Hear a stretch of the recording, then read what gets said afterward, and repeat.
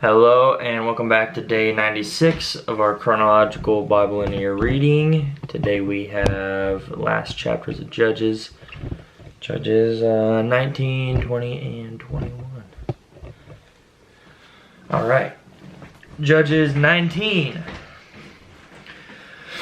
And it came to be in those days when there was no sovereign in Israel that there was a certain Levite sojourning on the further side of the mountains of Ephraim, and he took for himself a concubine from Bethlehem and Yehudah. And his concubine committed whoring against him, and went away from him to her father's house at Bethlehem and Yehudah, and was there 4 months. And her husband arose and went after her to speak to her heart and bring her back, having a servant and a couple of donkeys with him. And she brought him into her father's house. And the father of the young woman saw him, and he was glad to meet him. And his father-in-law, the young woman's father, detained him, and he dwelt with him 3 days. And they ate and drank and spent the nights there. And it came to be on the 4th day that they arose early in the morning, and he prepared to leave. But the young woman's father said to his son-in-law, "Refresh your heart with a piece of bread, and afterward go your way." So they sat down, and the two of them ate and drank together. And the young woman's father said to the man, "Please agree to stay all night, and let your heart be glad." And when the man arose to go, his father-in-law urged him, so he spent the night there again. And he arose early in the morning on the 5th day to go. But the young woman's father said, "Please refresh your heart." So they delayed until afternoon, and both of them ate. And the man arose to go, he and his concubine and his servant. But his father-in-law, the young woman's father, said to him, "See, the day is now drawing toward evening. Please spend the night. See, the day is coming to an end. Stay here and let your heart be glad. And you shall rise early tomorrow for your journey, and you shall go to your tent." But the man would not stay that night, and he arose and left, and came to a place opposite Yebus, that is, Jerusalem. And with him were the 2 saddled donkeys, and his concubine with him. They were near Yebus, and the day was far spent. And the servant said to his master, "Come, please, and let us turn aside into this city of the Jebusites and spend the night in it." And his master said to him, "Let us not turn aside here into a city of foreigners who are not of the children of Israel, but we shall pass over to Gibeah." And he said to his servant, "Come, let us draw near to one of these places and spend the night in Gibeah or in Ramah." And they passed over and went their way. And the sun went down on them near Gibeah, which belongs to Benjamin, and they turned off there to go in to spend the night in Gibeah.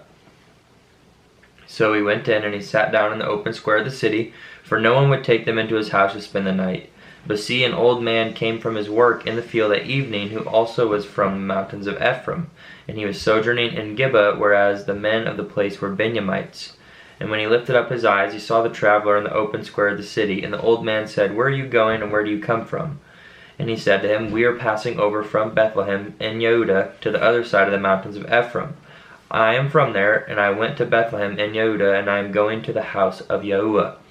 But there is no one taking me into his house, yet there is both straw and fodder for our donkeys, and bread and wine for myself, and for your female servant, and for the young man who is with your servant. There is no lack of any matter." And the old man said, "Peace be with you. However, let all your needs be on me, only do not spend the night in the open square." And he brought him into his house, and gave fodder to the donkeys. And they washed their feet, and ate and drank. They were making their hearts glad, and see, men of the city, sons of Belial, surrounded the house, beating on the door. And they spoke to the master of the house, the old man, saying, "Bring out the man who came to your house, so that we know him."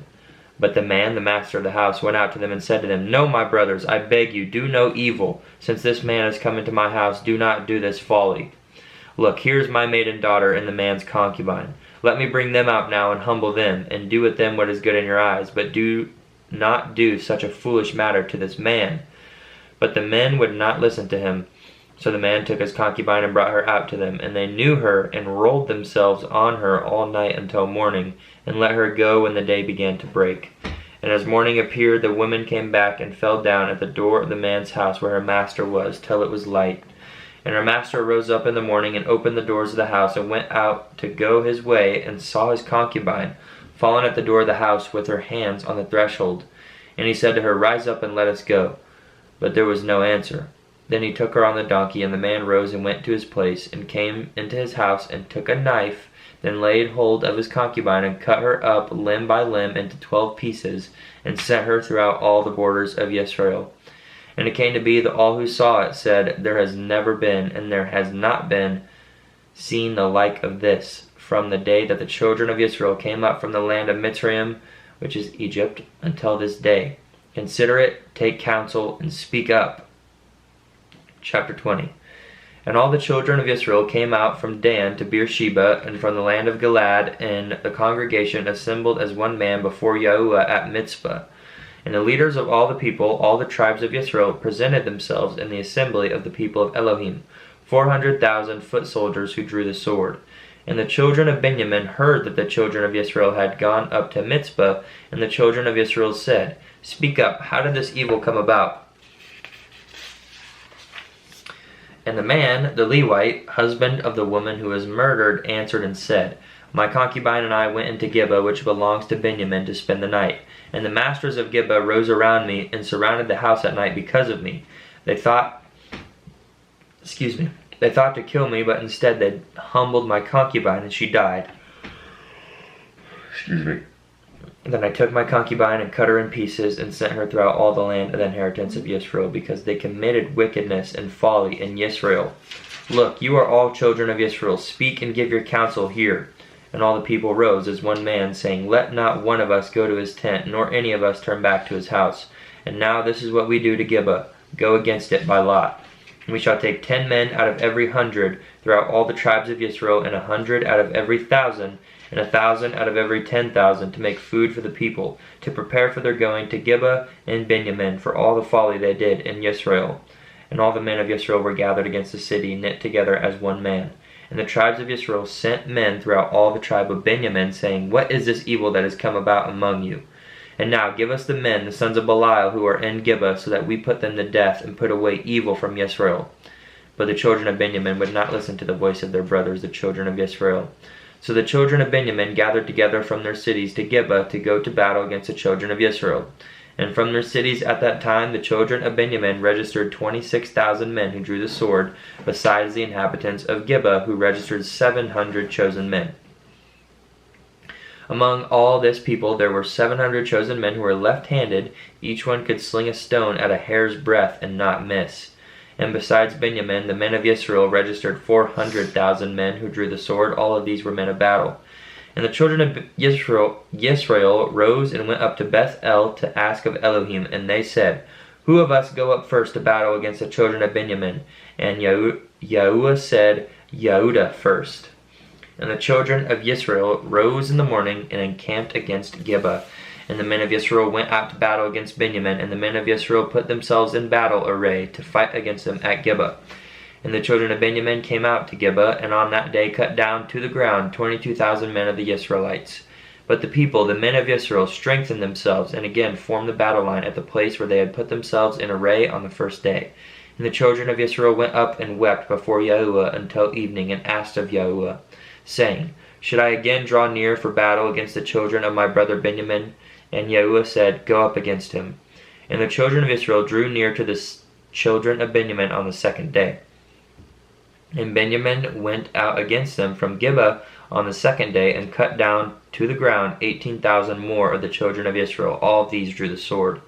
And all the children of Israel, even all the people, went up and came to Beth-el and wept, and sat there before Yahuwah, and fasted that day until evening. And they offered burnt offerings and peace offerings before Yahuwah. And the children of Israel asked of Yahuwah. The ark of the covenant of Elohim was there in those days, and Phinehas, son of Eleazar, son of Aaron, stood before it in those days, saying, Should I yet again go out to battle against the children of my brother Benjamin, or should I cease? And Yahuwah said, Go up, for tomorrow I give them into your hand. And Yisrael put ambushers all around Gibeah. And the children of Israel went up against the children of Benjamin on the third day, and put themselves in battle array against Gibeah as at the other times. And the children of Benjamin came out to meet the people, drawn away from the city.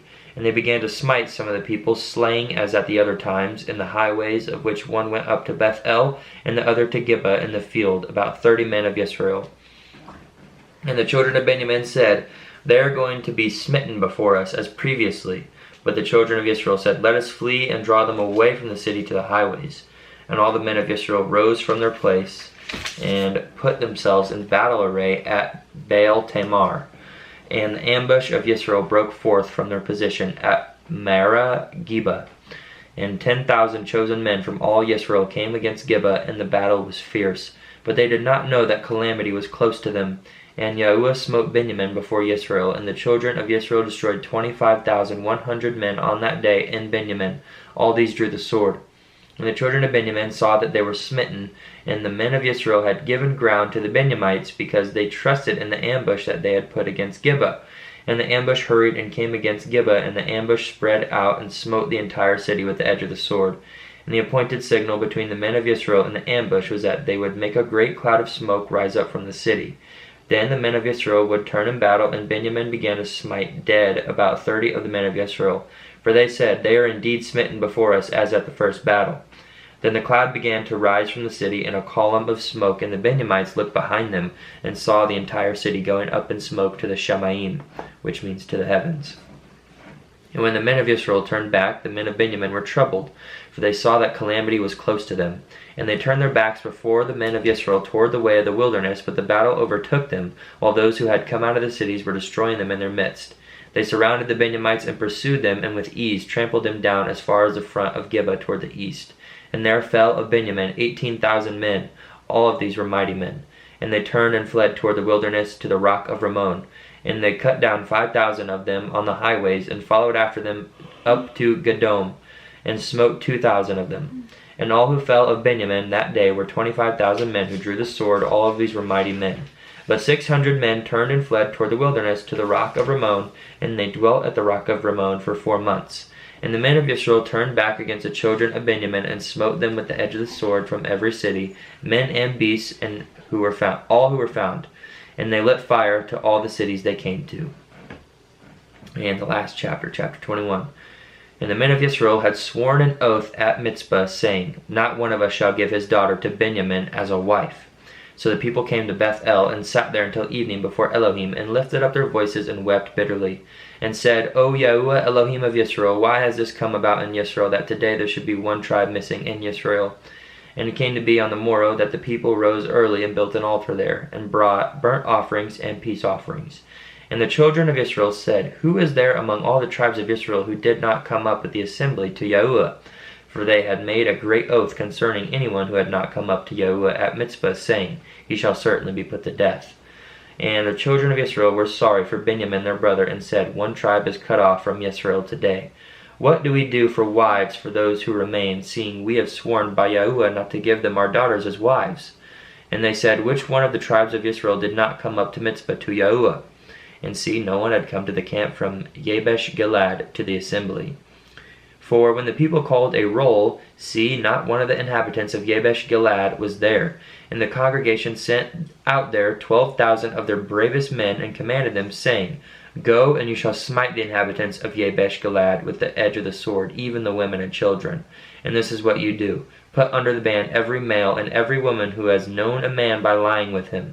And they found among the inhabitants of Yabesh Gilead 400 young maidens who had not known a man. And they brought them to the camp at Shiloh, which is in the land of Canaan. Then all the congregation sent and spoke to the children of Benjamin, who were at the rock of Ramon, and proclaimed peace to them. And Benjamin turned back at that time, and they gave them the women whom they had saved alive of the women of Yabesh Gilead. But even so, there were not enough for them. And the people were sorry for Benjamin, because Yahuwah had made a breach in the tribes of Israel. And the elders of the congregation said, "What do we do for wives for those who remain, since the women have been destroyed out of Benjamin?" And they said, "There is an inheritance for the survivors of Benjamin, and no tribe is to be destroyed from Israel. But we are unable to give them wives for our daughters, for the children of Israel have sworn an oath, saying, 'Cursed be the one who gives a wife to Benjamin.' So they said, 'See, there is a yearly festival of Yahuwah in Shiloh, which is north of Beth-el, on the east side of the highway that goes up from Beth-el to Shechem, and south of Lebonah.' And they commanded the children of Benjamin, saying, 'Go, lie in wait in the vineyards, and watch, and see.